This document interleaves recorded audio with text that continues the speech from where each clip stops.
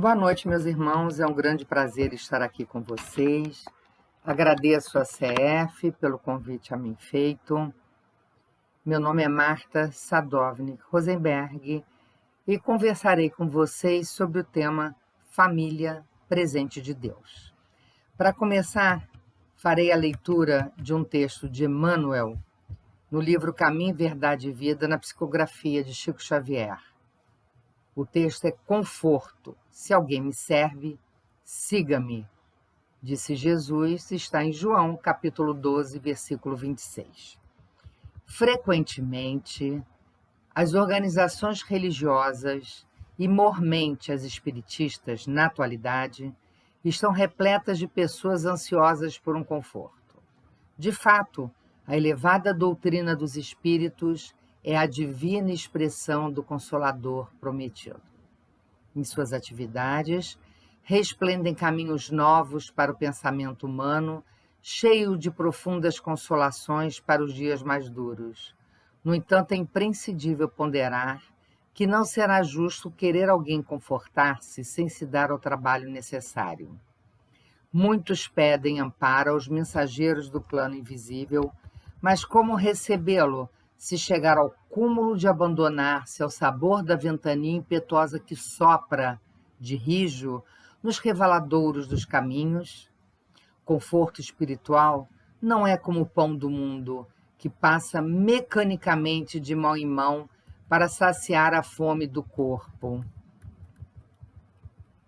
Mas sim, como o sol, que é o mesmo para todos, penetrando, porém, somente nos lugares onde não se haja feito um reduto fechado para as sombras.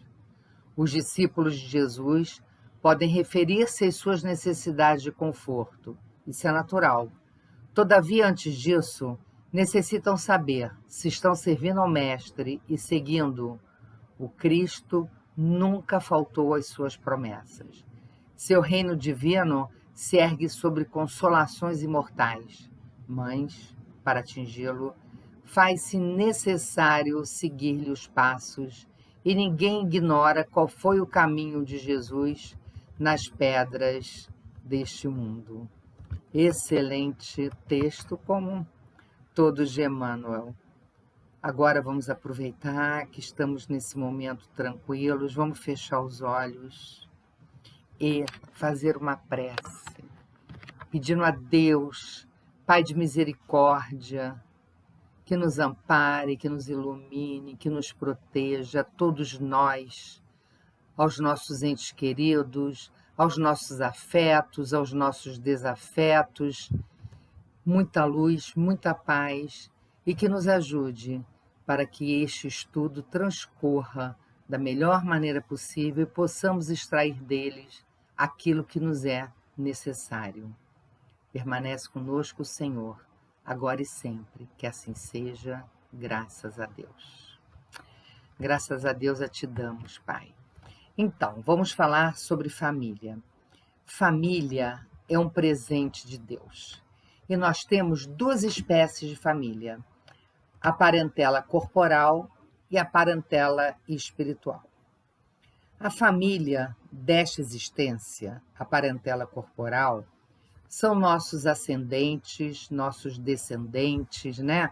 Pais, filhos, sobrinhos, agregados, né, à família, marido, genro e todos aqueles que compõem a nossa família. Ela é uma família bem diversificada, né? Porque entram para esta família pessoas com conceitos diferentes, disciplina, religião diferentes. E nós precisamos entender a base desta família, nossos pais, nossos filhos, que é a linha reta, como conviver harmoniosamente, o porquê de problemas que muitas vezes temos, e compreender e conviver em paz com os que chegam depois, aumentando o tamanho desta família, nos trazendo alegria, alguns de sabores, mas que vamos entender que precisamos lidar com isso. Ninguém chega na nossa vida por acaso. Ninguém cai de paraquedas na nossa vida, sem querer. Todos nós temos uma programação, que ela é feita durante o trato reencarnatório. Quando vamos reencarnar, nós somos chamados, e olha só, você precisa se afinizar com alguns irmãos que você já passou algumas encarnações com eles, que vocês têm motivos de ódio, de raiva, de rancor, de mágoa, mas vocês precisam se afinizar. Temos que lembrar que nós estamos num país de prova, num planeta de provas e expiações, aonde precisamos nos harmonizar para progredir. Porque o mandamento amai ao próximo como a si mesmo, nós só vamos conseguir progredir quando conseguirmos cumprir esse mandamento. Nos amar, para amar ao próximo como a nós mesmos, primeiro nós temos que nos amar e amar ao próximo. O próximo mais próximo, que são nossos seres familiares, e a sociedade, de modo geral, aqueles que convivem com a gente no trabalho, né? Nos estudos, na vizinhança, todos aqueles que convivem conosco são nossos próximos. Então tem que amar todo mundo indiscriminadamente? Não, isso aí já é até outro assunto, né? Mas o amar é, no mínimo, não sentir raiva, não sentir ódio, não desejar mal, conviver com tranquilidade. Isso já é um grande passo para a nossa caminhada. A nossa família, então, ela é programada no trato reencarnatório. Não existe determinismo. Ninguém nasce dizendo vai ser assim e ponto. É como uma viagem. Por exemplo, eu quero ir daqui para o Nordeste. Eu tenho vontade de parar em Maceió, tenho vontade de parar em Aracaju. Eu faço um roteiro. Mas nesse roteiro eu não coloco primeiro dia, tantos quilômetros, vou visitar tal coisa, tal hora, os detalhes. Assim também é a nossa reencarnação. Nós não colocamos esses detalhes todos na programação, mas nós fazemos um esboço. Nossos pais, nossos filhos, baseado em quê? Nas nossas dificuldades de relacionamento, na necessidade de perdoar e ser perdoado, de harmonizar, e também com aqueles que amamos, porque Deus não separa os que se amam. Então, este é o grupo que vem na nossa família. É uma família, conforme eu falei no princípio, bem diversificada, e por isso temos problemas. Veja bem, eu tenho um irmão que nós temos brigas constantes, encarnação após encarnação, eu faço mal a ele, ele faz mal a mim, e fica essa roda viva, um atrás do outro. Está na hora de parar com isso. Nós temos que nos harmonizar, mas não conseguimos nem olhar um para a cara do outro. Como é que a gente faz? Eu posso colocar, por aconselhamento dos irmãos que cuidam da reencarnação e dos nossos anjos de guarda, colocar para que ele venha como um filho. O que acontece, de modo geral, na gravidez? A gente engravida, começa a sentir o neném mexer na barriga, vai dando uma emoção, né? E ele vai crescendo, a gente vai acompanhando. Quando o neném nasce, aquele olho no olho, primeiro olhar quando nos mostram a criança, durante a amamentação, aquele olho no olho, vai se construindo um amor. E é este amor construído que vai fazer com que melhoremos o nosso relacionamento. Temos problemas? Muitas vezes, sim. Muitas vezes, durante a gravidez, é providenciado encontros entre o reencarnante e a mãe. Muitas vezes a mãe desiste, muitas vezes o reencarnante desiste, mas, de modo geral, é feito desta forma e a gravidez prossegue. Alguns percalços acontecem. Temos pais que abandonam filhos, temos filhos que abandonam seus pais depois de um tempo. irmãos que precisam também aprender a conviver entre si. Muitas vezes não conseguem, são brigas e mais brigas que têm, e escutamos assim: eu não queria ter esse irmão ou essa irmã. Fulaninho, meu amiguinho, é que deveria ser meu irmão. Nós nos damos tão bem, pensamos parecido, sentimos parecido. É que o fulaninho, que é o nosso amigo, nossa amiga, não entrou na nossa vida por acaso também. Já existia um relacionamento, uma afinidade, né? Espíritos afins se encontram durante a encarnação. Mas aquele irmão que a gente não consegue conviver, aquele pai, aquela mãe que nós temos muita dificuldade de aceitar, são eles exatamente as pessoas com as quais nós temos que conviver de forma harmoniosa, no mínimo com respeito e com companheirismo. Porque são as pessoas que nós precisamos estar junto, dentro do que eu falei anteriormente, da harmonização. Já ouvimos de crianças revoltadas: eu não pedi para nascer. Ah, como pediu, como implorou. A vaga da reencarnação está pequena, a fila para reencarnar é grande. Pediu sim, pediu para nascer, aceitou nascer nessa família, aceitou conviver com os irmãos. Há brigas.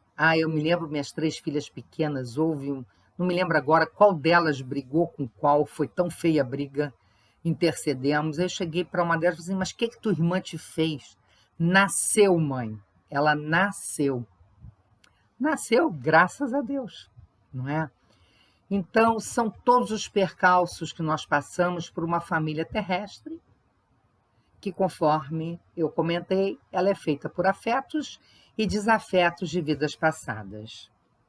Emmanuel nos diz que a família consanguínea é lavoura de luz da alma, dentro da qual triunfam somente aqueles que revestem de paciência, renúncia e boa vontade. Psicografia de Chico Xavier, no livro Família.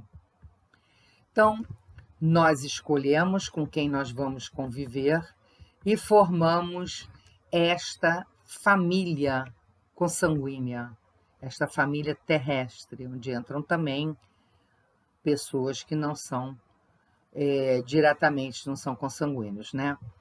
Mas esta família terrestre não necessariamente tem ou formará laços espirituais, porque nós temos um outro grupo familiar, que é a família espiritual, a família universal.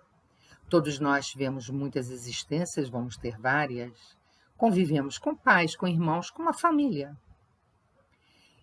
E cada existência podemos até repetir parentesco com eles ou não, virem novas pessoas para essa família. Então, a família espiritual são os familiares de várias existências. Ela é muito maior, até que consigamos entender que nós temos uma família universal, uma família única, porque todos somos filhos de Deus, todos fomos criados por Ele, portanto, somos todos irmãos. Que em momentos, desculpe, em momentos somos pais, somos filhos, temos cargos, né, familiares, mas nós formamos uma grande família. A família terrestre, ela pode se dissolver até com facilidade. Vemos tantos casais que casam com uma semana, um mês, menos de um ano já estão separados, né? Tristemente, infelizmente, por não saberem conviver, por não saberem lidar com as diversidades, né? Ocorrem separações, pais que abandonam filhos, né? Enfim, filhos que saem de casa, abandonam a família. Mas na família universal, ela não tem esse tipo de separação. Por isso que nós vamos, a cada existência, nos harmonizando para conseguir essa união perfeita, né? Quando foram falar com Jesus, que a mãe e os irmãos dele estavam aguardando ele lá fora, no dia da Santa Ceia, Jesus perguntou para eles: e quem é minha mãe? E quem são meus irmãos? Porque ali tinha muita gente fazendo a refeição. E a mãe e os irmãos terrestres dele estavam do lado de fora chamando. Só que ele pergunta: quem é minha mãe? Quem são meus irmãos? Eis aqui, olha só a família universal. Eis aqui minha mãe e meus irmãos. Pois todo aquele que faz a vontade de Deus é meu irmão e minha mãe. Então, nós já conseguimos entender a diferença entre os dois grupos familiares. Nós temos responsabilidade com os nossos pais, vou falar depois sobre isso, e temos responsabilidade com os nossos filhos. Se nós programamos esses filhos para virem na nossa reencarnação, nós assumimos um compromisso muito grande. Um compromisso de conseguir conviver, um compromisso de, podemos até não conseguir, mas fazer todo o possível para corrigir as más tendências daquele espírito que vem como nosso filho, nossa filha, porque todos eles são empréstimos de Deus. E se falharmos porque não cumprimos essa obrigação, Deus poderá nos questionar. O que fizestes dos filhos que eu lhe emprestei? Né? E a responsabilidade, então, é muito grande. Então, nós temos a função educadora e moralizadora. Nós temos que evangelizar, nós temos que educar. Nós não podemos terceirizar essa missão para a escola. A função da escola é passar matéria, conhecimento, não educar. E, infelizmente, cada vez mais, vemos muitos pais deixando esta educação para a escola e cobrando da escola o comportamento do filho. A escola não tem que educar ninguém. Não é? Eu trabalho o dia inteiro, eu não tenho tempo de educar, deixo o meu filho no colégio o dia inteiro para ele ser educado. Não. Você trabalha o dia inteiro, você não tem tempo de educar. Durante o período que ele está na escola, a escola vai ajudar a socialização com os amiguinhos, a conviver em grupo, ela vai passar as matérias, mas quando você chegar, a educação são os pais, tios, avós, aqueles que criam, vou chamar de criadores. A educação é dos criadores.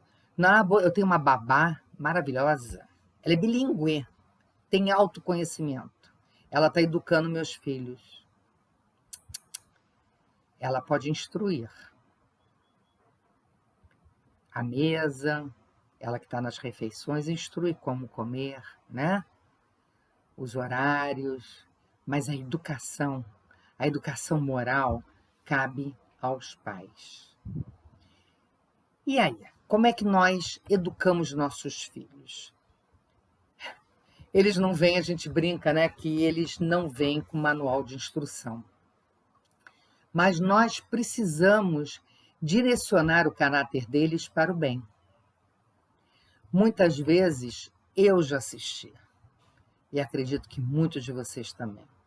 A criança chuta um adulto, a criança puxa o rabo do gato, a criança puxa o rabo do cachorro, joga pedra em algum animal, pega o chininho e joga pedra em passarinho, mata passarinho. E muitos pais, ou alguns pais, né? Eu considero que até um número pequeno é muito. Vem com aquela desculpa, ele é criança, ele não sabe o que faz. Tadinho, deixa ele. É só uma criança inocente. Não. Ele está num corpo de criança, com todo aquele aspecto de inocente, de anjinho, mas ele é um espírito milenar, muitas vezes até mais velho do que nós, e que tem tendências, vícios de encarnações sucessivas. E é nesta fase da primeira infância, principalmente até os 7 anos, que é a melhor fase para nós corrigirmos as crianças. E é nossa obrigação, nossa, quando percebemos a tendência da criança, corrigi-la. Eu, quando era criança, meu pai só partia assim para uma correção mais agressiva, digamos assim, umas palmadas, quando a gente mentia. Mas eu nunca vi meu pai mentindo, nem minha mãe, né? E aí a gente vê que a educação não é fácil o que eu digo, mas não faço o que eu faço. Não, a educação é pelo exemplo. Se eu quero corrigir meu filho, se eu quero ter moral com meu filho, eu tenho que dar o exemplo. Eu não posso induzir uma criança a mentir.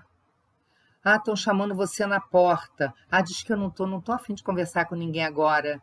E o telefone tocou, celular, então é fácil, né? Porque tem nome cadastrado de modo geral. E a fulaninha, diz que eu não tô. Diz que eu estou muito ocupada, diz que eu saí, esqueci o celular em casa. O que estamos fazendo? Isso é um exemplo mais simples, né? Nós estamos ensinando a criança a mentir. O pai ou a mãe que bebe, chega para o filho e diz, não pode beber. O pai e a mãe que fuma, que chega e diz para o filho, não pode fumar. Não adianta dizer. Ele tem que ser o exemplo daquela criança. Porque só quem educa é o exemplo.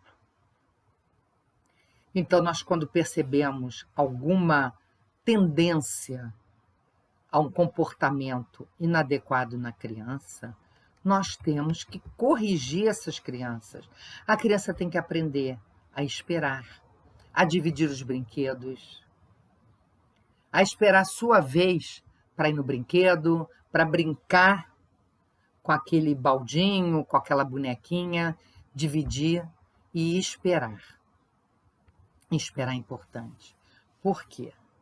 Quando ela sair para o mundo lá fora, nós não podemos deixar que ela saia dentro de uma redoma de vidro para protegê-la. A criança não é um bibelô que a gente tem que proteger, não, temos que dizer não, temos que corrigi-la, porque lá fora ela vai receber muitos não. Lá fora ela vai esperar muitas vezes para ter o que quer e muitas vezes não conseguir. E se ela não souber esperar, vai se tornar um adulto frustrado, deprimido, revoltado. Na adolescência, então, que eles já são rebeldes sem causa, de modo geral, imagina ouvir não se não ouviu na infância toda.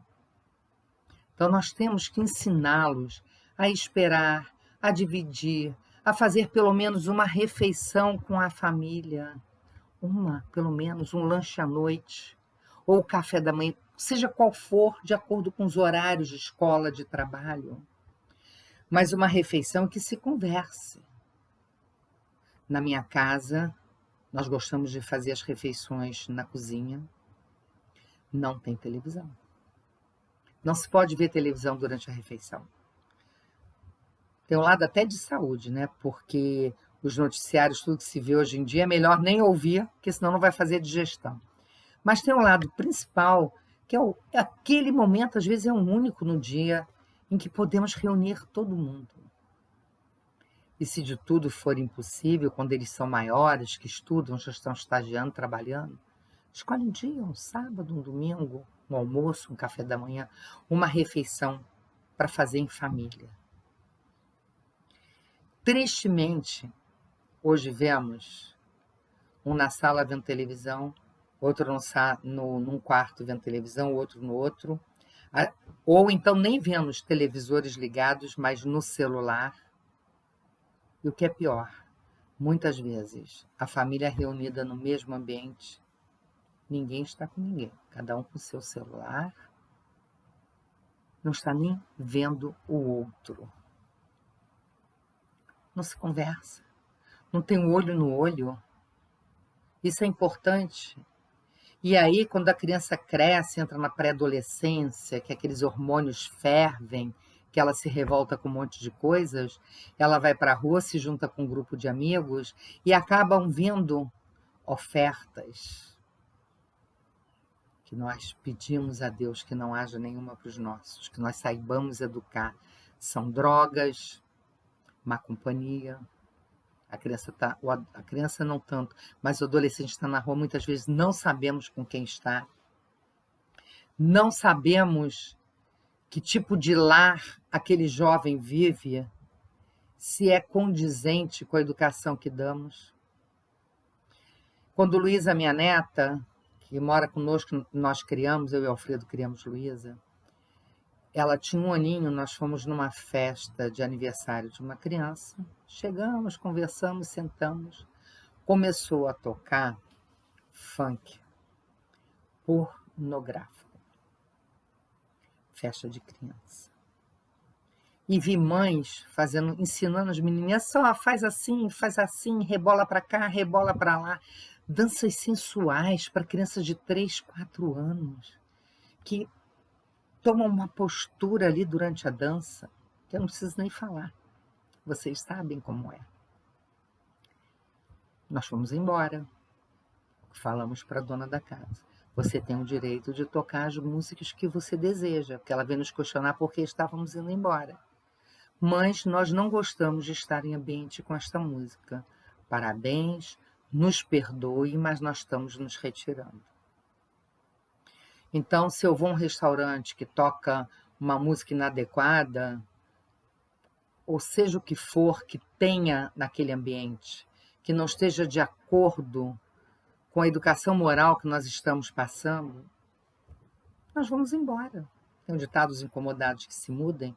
Nós não temos a capacidade de mudar o outro, mas eu tenho sim a obrigação de cuidar de quem está sob meus cuidados e não aceitar certos tipos de condutas. Porque é meu dever educar. Isso é importantíssimo. Conversar com o jovem. Quantos jovens falam, minha mãe não me escuta, meu pai não me escuta? Conversa com o amiguinho lá fora, que é da mesma faixa etária. Que conselhos ele pode dar? Mas, às vezes, aquele jovem está tão triste, está tão desamparado, que ele ouve o que o colega tem para falar e aceita como uma verdade. E nós estamos num momento muito perigoso. No momento em que os jovens têm acesso à internet. No momento em que a pedofilia está aparecendo muito. Não é que nunca tinha tido pedófilos antes, sempre teve.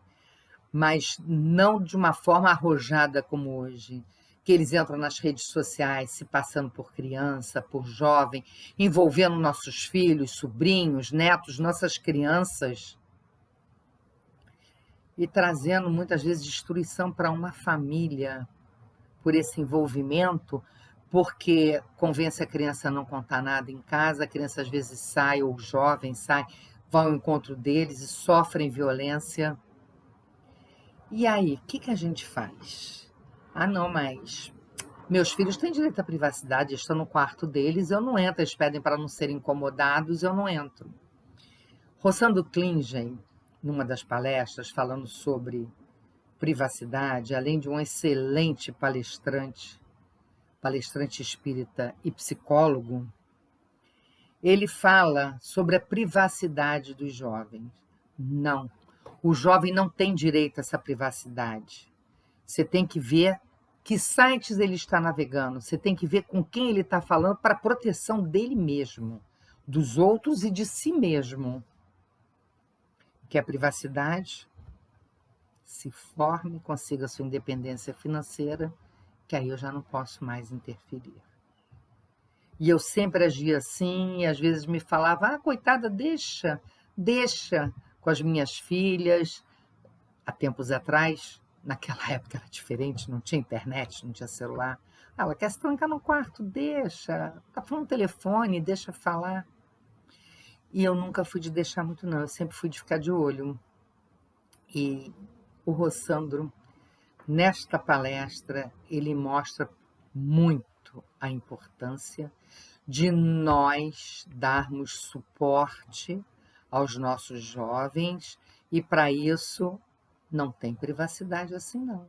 Eu quero me trancar no quarto que eu vou trocar de roupa, que eu vou vou descansar, vou dormir, mas se eu estou na internet, eu não tenho direito, se eu sou jovem, Eu não tenho direito a essa privacidade.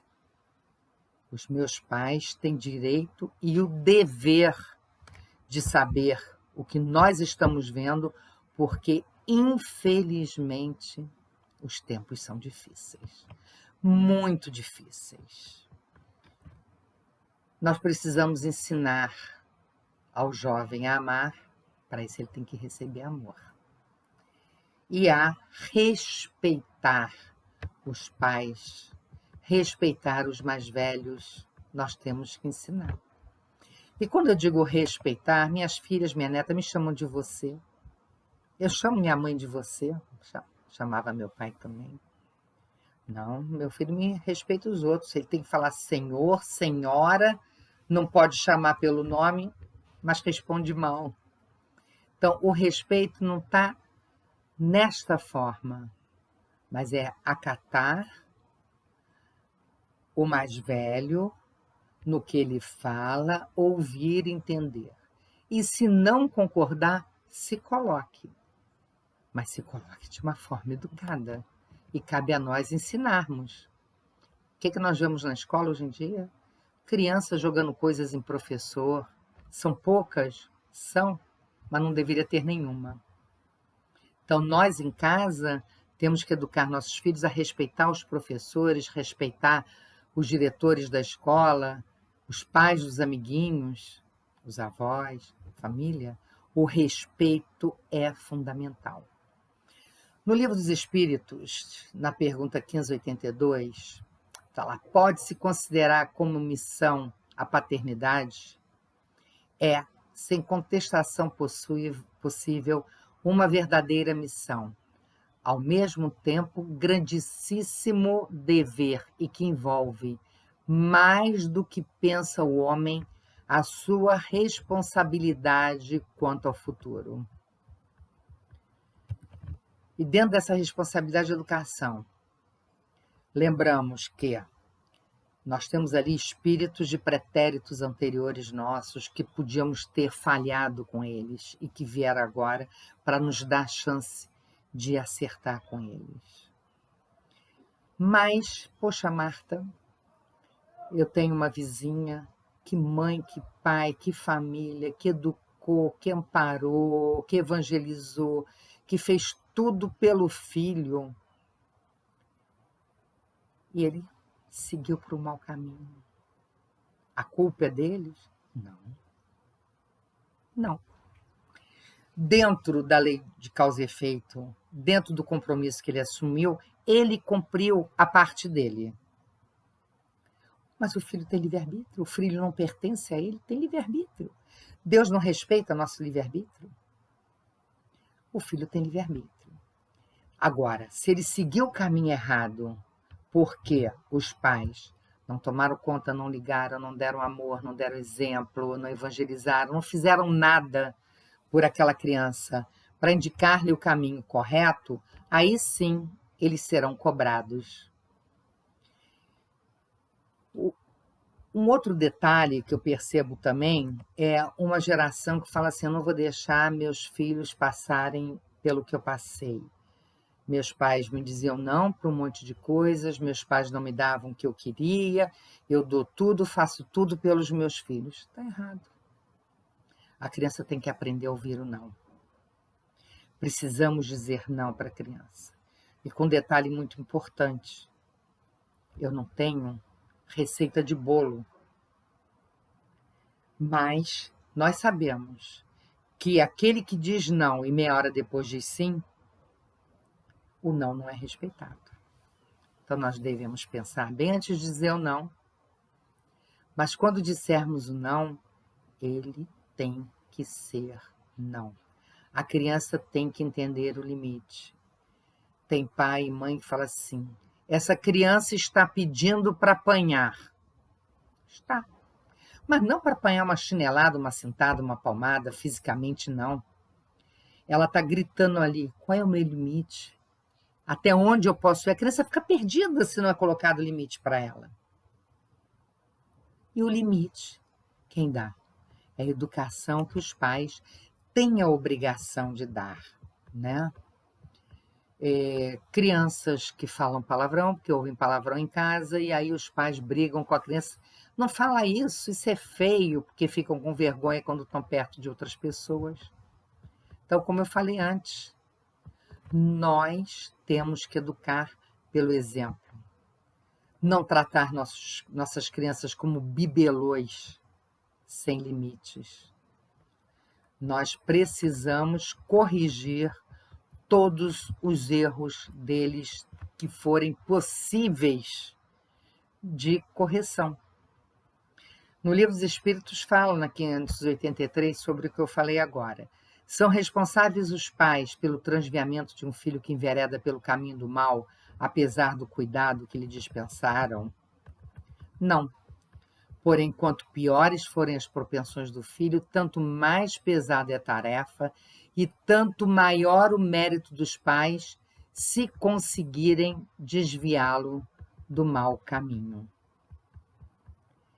E quando os pais falham por omissão, ou seja, ele tem culpa, o que acontece? O Livro dos Espíritos responde.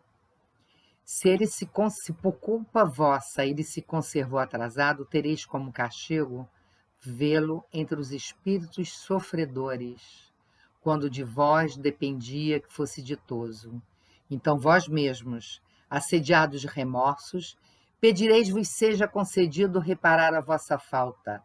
Solicitarei para vós e para ele outra encarnação em que o cerquei de melhores cuidados, em que ele, cheio de reconhecimento, vos retribuirá com seu amor. De Santo Agostinho, capítulo 14 do Evangelho segundo o Espiritismo. Nós não temos, conforme eu falei, receita de bolo, mas nós temos que usar do bom senso, porque é nossa obrigação assumida perante Deus, criar este filho, ensinando o caminho correto para ser um homem de bem. Muito bem, eu falei agora de nós com nossos filhos. E nós com nossos pais? Honrai vosso pai e vossa mãe. Está lá no Evangelho. É isso que acontece todos os dias? Não. Assim como vemos problemas na criação dos filhos, nós vemos problemas sérios de relacionamentos de filhos com seus pais. Quantos pais, por não ter mais condições de ficar sozinhos, ou porque enviuvaram, ou porque estão com problemas de saúde, vão morar com seus filhos? E muitas vezes o contrário. Filhos, ou porque se separaram, ou porque estão numa fase difícil da vida, vão morar com seus pais. Honrar vosso pai e vossa mãe. O que é isso? Muitos destes irmãos usam seus pais, sua mãe, seu pai, como empregados domésticos. Participar do dia a dia da casa, da rotina da casa, quando e se tiver condições físicas, psicológicas, emocionais, é uma coisa. As pessoas que moram junto devem dividir entre si as tarefas da casa. Participar, acabou de comer, tira o prato, leva para a pia, lava o seu prato, não pode deixar cair nas costas de um. Eu não estou falando desse tipo de participação. Estudar com o neto, levar um neto para a escola, o pai e a mãe estão trabalhando no horário que o neto entra na escola, ou a neta. Isso é uma participação. Eu não estou falando de participação. Eu estou falando de exploração mesmo. Aí o idoso fica na casa, lava, passa, cozinha, limpa. E muitas vezes o dinheiro da sua pensão, da sua aposentadoria, é usado pelos filhos. Muitas vezes ele é colocado naquele quartinho dos fundos, quente, apertado, sem conforto. Com muita tristeza e pesar, eu digo que soubemos de muitos casos assim. Já faço muito pelos meus pais, não fizeram nada por mim, me abandonaram. Eu estou deixando pelo menos no quartinho ali. Você não está só deixando no quartinho, você está explorando. Isso foi uma conversa que eu tive com uma conhecida minha, colega de profissão, que veio conversar comigo. Estava desesperada, que o marido não aceitava a forma que ela tratava os pais, veio me pedir um conselho. Eu falei, olha, respeito, você tem uma dívida com seus pais enorme. Eles lhe deram a oportunidade de reencarnar, de estar aqui. Isso já é uma dívida de gratidão, gente. Temos que ter gratidão por estarmos aqui. Se não fossem eles, não estaríamos. Certo? E a gente paga um erro com o outro. Quando Jesus fala perdoar 70 vezes 7, ele não quer dizer número de vezes que se perdoe. Ele quer dizer perdoar sempre. Quando ele fala amai o vosso inimigo, se alguém vê aquele pai, aquela mãe como inimigo, eu não posso amar, não convivi, não tive amor, não faço mal, não desejo mal, dê o mínimo de conforto para ele. Não o jogue como um traste velho sem utilidade num canto da sua casa. Respeite, honre esta velhice, cerque de cuidados. Leve para passear. Eu trabalho fora, não tem tempo, é a mesma coisa aqui com os filhos. Não, arruma um horáriozinho, fim de semana, leve para dar uma volta. Leve-os para passear. Nós não estamos aqui para dar conselho, para ensinar o que cada um deve fazer. Foi o que eu falei com ela, com a minha colega. Eu só falei da dívida de gratidão pela encarnação, né? E sobre o perdão. Mas também não tem receita de bolo como cuidar dos pais. É mais fácil. Nós precisamos respeitar. Estou falando várias vezes isso. Tratá-los amavelmente. Não pagar o mal com o bem, né?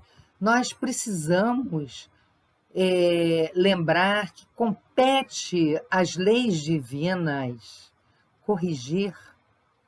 Não cabe a nós castigar. Eles vão responder, eles podem ter já se arrependido, e eles vão responder se abandonaram os filhos, eles vão responder perante a lei divina, a lei de ação e reação, causa e efeito, lei do retorno, o nome que se der. Mas a lei é uma só. E é a maior prova da justiça divina. Porque nos dá oportunidades e mais oportunidades de conseguirmos reparar nossos erros. Nós reencarnamos na família que precisamos reencarnar, com os pais que precisamos estar juntos. Sem julgar. Minha mãe me abandonou. Será que em outra existência você não abandonou a sua mãe? E agora você veio para ampará-la? Meu pai não quis saber de mim. Ele largou minha mãe quando eu nasci. Você é sua vítima? Você nunca foi algoz? Se nós nascemos na família que necessitamos, então nós temos que lembrar que não somos vítimas sempre. Muitas vezes, simplesmente é o retorno dos atos que cometemos quando fomos algozes destes entes que vêm conosco nessa existência, neste momento familiar. Me veio à mente agora uma história que eu vi há um tempo atrás, não sei qual foi o palestrante que contou, mas a gente participa de estudos, ouve palestras, lê livros e às vezes a mensagem nos cala fundo, né? Nós gravamos e não sabemos a origem, é o caso desta. Mas conta que um pai foi morar com um filho, ele tinha uma esposa e um filho também, um filho pequeno. E a nora não gostava do sogro, não conseguia conviver com ele de jeito nenhum. Um belo dia, ela chegou para o marido e falou: eu quero que seu pai vá embora desta casa. Eu não suporto mais estar com seu pai. O filho acatou. Pegou uma coberta, pediu para o pai arrumar as coisas dele, e pegou uma coberta, deu a ele e falou: se no caminho você tiver dificuldade de um abrigo, esta coberta para lhe agasalhar durante a noite, para que você não quero que você sinta frio, mas eu quero que você vá embora. O frio maior foi na alma, né? Não foi no corpo. Você não consegue conviver com a minha mulher, nem ela contigo, e eu tive que fazer uma escolha. E eu escolhi pela minha família atual. E nesta não tem lugar para você, pai. O senhor não falou nada, pegou a bolsa com os poucos pertences dele, pegou o cobertor e saiu à rua, seguiu pela estrada. Nisto a criança sai correndo. Vovô, vovô, me espera, vovô, vovô. O pai chamou, ele não voltou, ele continuou correndo em direção ao avô. E quando chegou perto do avô, ele pediu: vô, você pode me dar metade deste cobertor, por favor? O avô não questionou.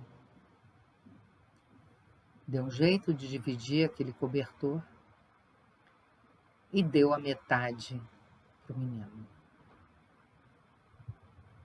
E o menino voltou para perto dos pais, com lágrimas nos olhos, cabisbaixo.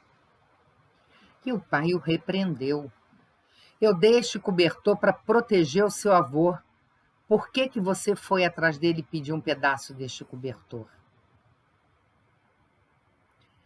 E o menino respondeu: para que quando você estiver velho e precisar morar comigo e minha esposa não lhe aceitar, eu vou lhe dar essa metade deste cobertor para você seguir o seu caminho. Eu acredito que essa história dá um fechamento grande no que eu falei no princípio em relação aos filhos, sobre a educação dos filhos e sobre honrar o pai e a mãe. Nossos pais merecem nosso carinho, nossa consideração, um lugar confortável, a sala, um quarto confortável,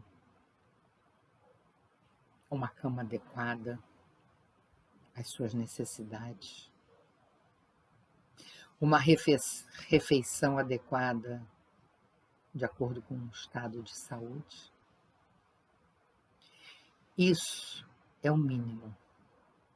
Prover as necessidades básicas deste pai, desta mãe.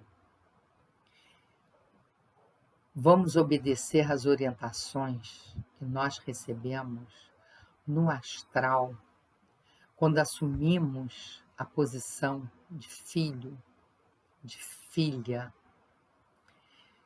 Nós assumimos um dever de piedade filial.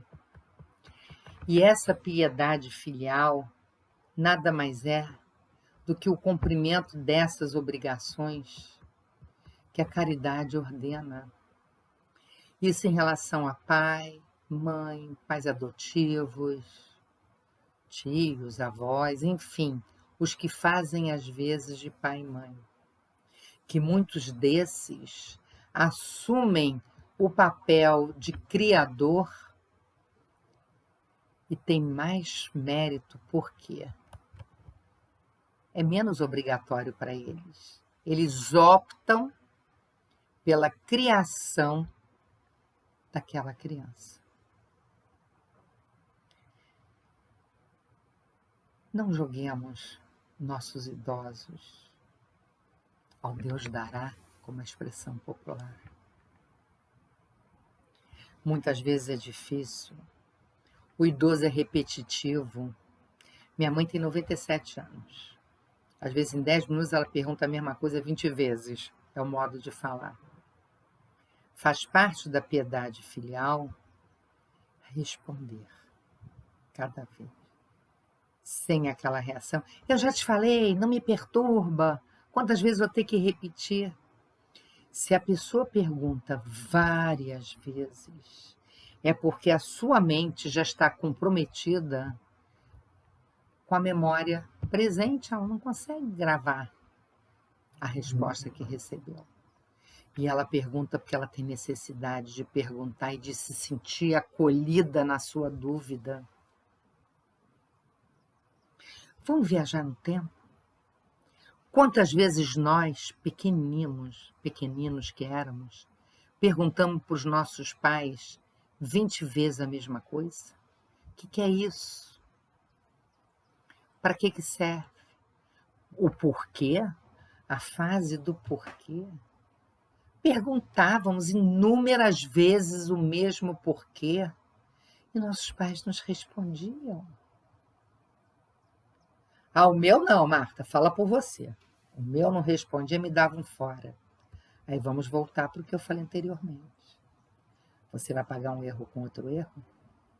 Você vai assumir uma dívida de ter feito isso? Vamos responder.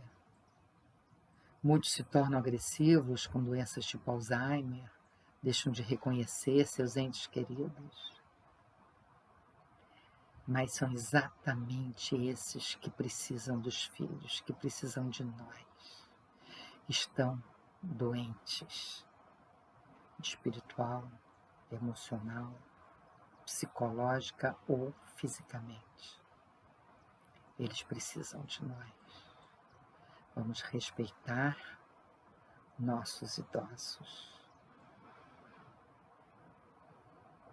Obrigada pela atenção de vocês. Mais uma vez, agradeço a CF pelo convite. É um grande prazer estar com vocês. E esperamos que em breve possamos estar fazendo nossos estudos presencialmente.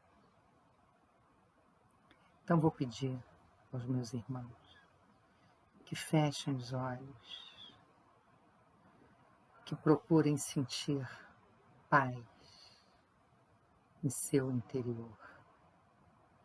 E vamos rogar a Deus que tenhamos a força, a compreensão necessária para a responsabilidade perante nossos filhos, nossos pais, perante a sociedade. Que saibamos lidar com as vicissitudes da vida sem revolta, cônscios que somos que nunca estamos só. O Pai não nos abandona. Ele deixa ao nosso lado anjos guardiões que nos envolvem com conselhos que muitas vezes não ouvimos, que procuram nos transmitir força para passar pelas etapas mais difíceis. Gratidão, Pai. Gratidão por tudo isso. e que sua luz ilumine o caminho que temos que percorrer para chegar mais perto de Ti, Pai, para diminuir nossos erros, para aprendermos o que devemos fazer. Gratidão.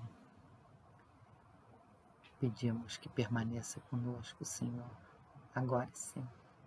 Que assim seja, graças a Deus. Muito obrigada, meus irmãos, mais uma vez, e até uma próxima oportunidade de estarmos juntos. Fiquem com Deus.